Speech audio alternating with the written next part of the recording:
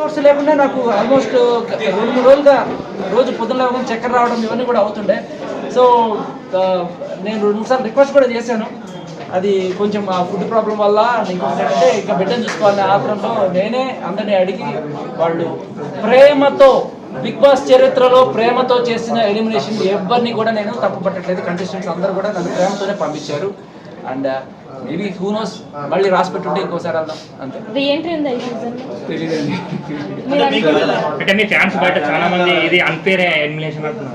Fans అందరికీ కూడా నా జోకులు లేకపోతే నా స్పాంటినిటీ నచ్చుంటే ఇక్కడ కాకపోతే ఇంకెక్కడైనా మిమ్మల్ని ఎంటర్టైన్ చేస్తాను నేను. సో నన్ను అర్థం చేసుకున్నారు. అట్లీస్ట్ శేఖర్ భాష ఉన్నాడు, ఒకడు ఉన్నాడు, వాడు ఇలాంటి జోకులు వేస్తాడు, వాడి టైమింగ్ ఇలా ఉంటుంది, వాడి స్పాంటినిటీ ఇలా ఉంటుంది అని గ్రహించినప్పుడు బిగ్ బాస్లో మళ్ళీ వస్తే అవకాశం వెళ్తాను. బిగ్ బాస్ కాకపోతే మనకి బోల్డెన్ ప్లాట్ఫామ్స్ ఉన్నాయి. విన్నర్ ఎవరు అవుతారని కాదు, ఎవరు అవ్వాలని కోరుకున్నానంటే నాకు సీత గాని విష్ణుప్రియ గాని అయితే బాగుంటుంది.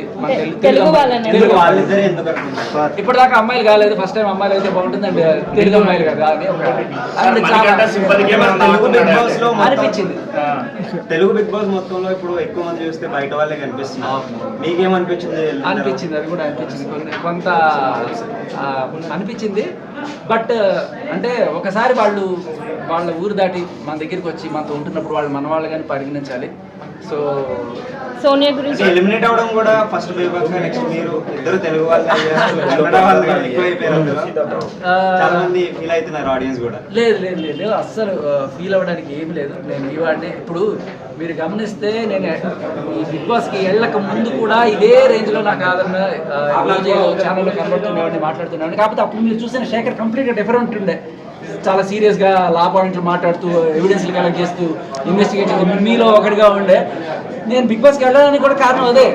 నేను ఏం చేయగలను అంటే ఇలా గొడవలు పడ్డం ఇవన్నీ కూడా ఆల్రెడీ బయట చేశాను. మళ్ళీ అక్కడ అదే ఇదెందుకు మంచి కామెడీ టైం మరి 2 weeks బయటికి రావడం డైజెస్ట్ చేసుకోలేకపోతున్నారు. సో అదండి. సోనియాని దగ్గర నుంచి చూసారు కదా, తన గురించి చెప్పండి. అంటే మీకు అనిపించిందే నాకు అనిపిస్తుంది. యష్మి గౌడ గురించి చెప్పాలంటే యష్మి గౌడ గురించి మీరు ఏమంటారండి? సోనియా కొంచెం టాప్ స్కేల్లో ఉంది. యష్మి నెక్స్ట్ ర్యాంక్లో వస్తుంది. అంటే ఏ పాయింట్ ఆఫ్ వ్యూలో? అంటే యష్మి నేను పక్క నుండి చూస్తుంటా కదా, మాట్లాడుతుంటాము స్ట్రాటజీస్ గురించి.